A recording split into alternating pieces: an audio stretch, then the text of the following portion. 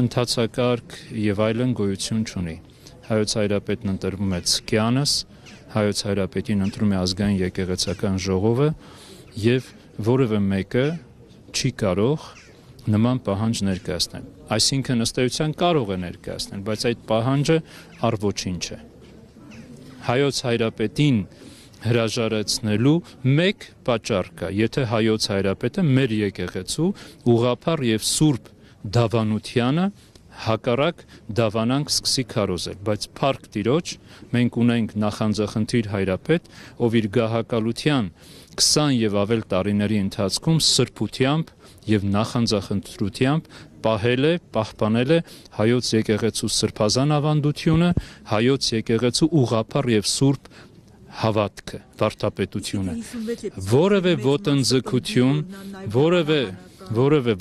ոտնձգություն Հայոց Հայրապետը թույլ չի տվել, որ կատարվի ընդդեմ հայոց եկեղեցու ուղղափառ եւ սուրբ վարդապետության, որը հիմնված է առաջին 3 տիեզերական ժողովների սահմանած դավանանքի վրա։ Ուզում է մեկ անգամ եմ ասել, հիմա էլ կասեմ եւ հարցը կփակենք։ Ուզում է 10 եպիսկոպոս հավաքվի, ուզում է 100 եպիսկոպոս հավաքվի, ուզում է 200 եպիսկոպոս հավաքվի, իրենց պահանջը, իրենց դիմումը հակականոնական է, անընդունելի է, որովհետև իրենք ապստամբ են եւ եկեղեցու դեմ են գործում։ Այսքանը։ Մենք մեկ ճշտում, եթե այն ամենի եպիսկոպոսների մեծ մասը համարի, որ վեհափառը դավանաբանական շեղում է ցույց տվել։ Այդպիսի բան եպիսկոպոս նախ այդպիսի բան չի կարելի մտածել, որովհետև հիմա դուք հարց եք տալիս, դուք էլ պատասխանում եք, բա ինձ ինչ եք հարց տալիս։ Ես ձեզ ասացի, մեր եպիսկոպոսների մեծ մասը ուխտապահ է եւ իր հայրապետի կողքին է։ Իսկ նրանք, ովքեր ուղեցրից հեռացել են, իրենցով ոչինչ չի որոշվում։ Մեկ ամիս առաջ այս 10-ն էին ուխտապահ եւ հավատարիմ։ Դե հիմա բոլորս ուխտապահ ենք եւ հավատարիմ ենք։ Չէ, դուք հարց տվեցիք, ես ձեր հարցին պատասխանեցի, չէ։ Մեր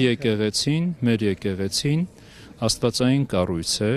մեր եկեղեցին ունի այնպիսի հատկություն, որ իր բոլոր խնդիրները ինքը ի վիճակի է լուծելու եւ բոլոր հարցերին տալու բարվոք վճիռներ։ Հետևաբար պետք է վստահել մեր եկեղեցուն, պետք է վստահել հայոց հայրապետին, որովհետև հայոց հայրապետը խորագետ, իմաստուն եւ լայնախոհ մի անձնավորություն է։ Հայոց հայրապետը միայն իր անձը չէ, որ ներկայացնում է, այլ նախորդ բոլոր հայրապետներին եւ այն պատասխանատվությունը, որ իջել է իր ուսերին, մեզանից որևէ մեկը չունի եւ չի կարող ունենալ։ Հետևաբար ես որպես եկեղեցական, որպես պարզ հայ քրիստոնյա պիտի խնդրեմ, պիտի հորդորեմ